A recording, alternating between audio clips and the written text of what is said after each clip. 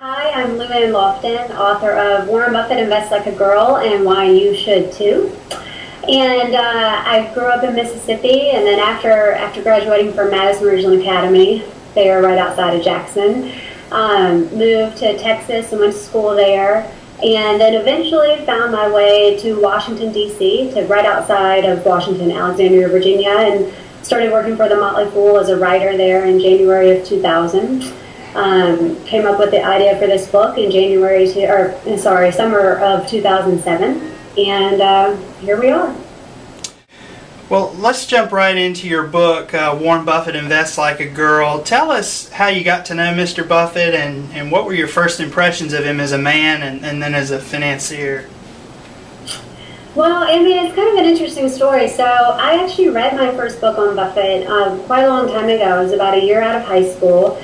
My dad had actually passed away when I was 14, almost 15, and I knew I would be inheriting a small sum of money when I turned 21. Not like an overwhelming amount of money, nothing that was going to, set me up for a life of luxury anytime soon, but it was enough that it was meaningful to me to make sure that I understood what I was doing with that. And so I just decided no one's going to do this for me, and I really decided to kind of take control of it and learn about investing. And so when I started trying to find different books, I stumbled across this book about Warren Buffett. I mean, I was, maybe 19 years old, and his story just really resonated with me. He lived in Omaha. He was raised in Omaha. He'd gone back home, and as someone who's from Mississippi and loves Mississippi, this really resonated with me, this kind of small town idea. And then also his investment style really spoke to me. I mean, he invested in things that he understood, companies he knew well. He bought them with the intention of holding forever. You look at Coca-Cola, he's owned forever, Washington Post, Geico. He also owns companies like Dairy Queen and Fruit of the Loom underwear, things we're all familiar with. And this made sense to me. I thought, I can do this. I may not become the next Warren Buffett overnight, but this made sense to me.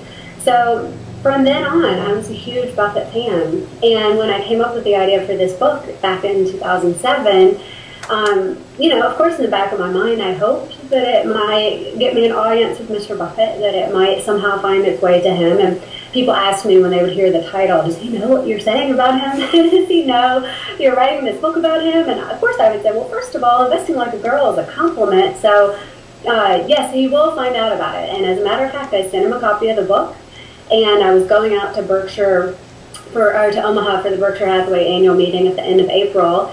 And I actually had a chance to meet him face to face, and he was everything that I'd read about. He was down to earth, he was humble, he was funny.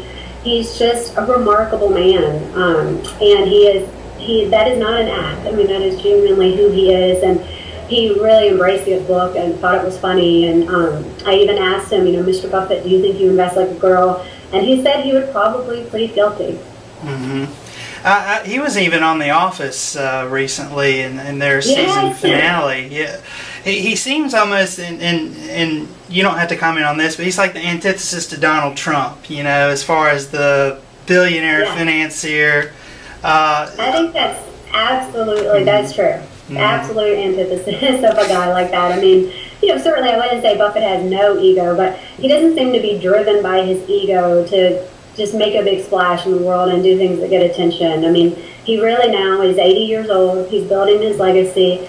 And the gift he's left investors is just a wonderful way to invest that we can all really embrace. And that's what's important to him, is kind of going out of this world, leaving it a better place. Mm-hmm. Now, talk about, in that early, I think it was in the preface, you talk about 2008 and then how he reacted to the economic collapse.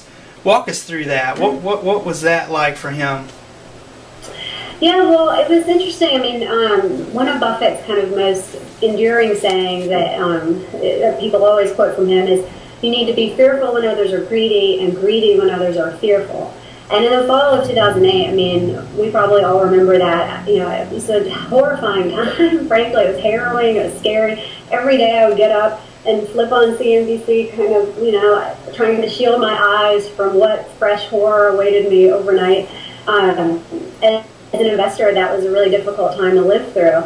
And what we saw from Buffett was what we expected to see from Buffett. He stepped in, and the market started really falling apart September 2008. In October 2008, he wrote a great op-ed piece for the New York Times, and he basically said, hey, everyone, calm down. America's been through challenges before. We'll go through challenges again.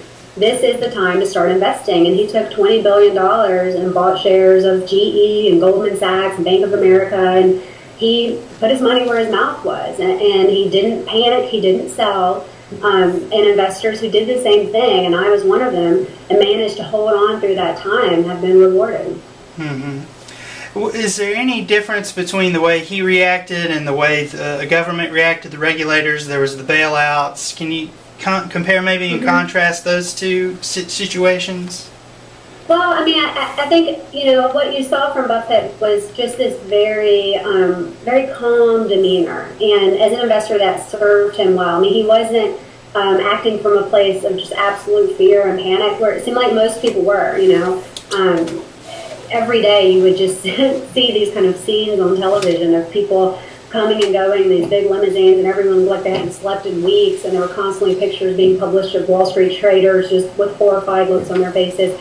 And what you saw from Buffett was just the opposite of that. He did not change what he was doing. He stuck with it.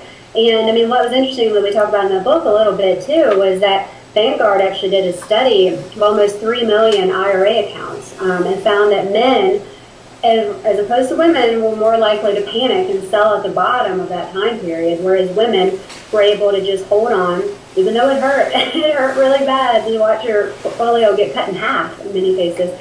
But women had that temperament, that kind of Buffett-like temperament to just stay put. If you sell at the bottom, it's the absolute worst thing you can do. I mean, you're locking in your losses, and you're basically saying whenever the market turns around, I will not be in the market and participate in those gains.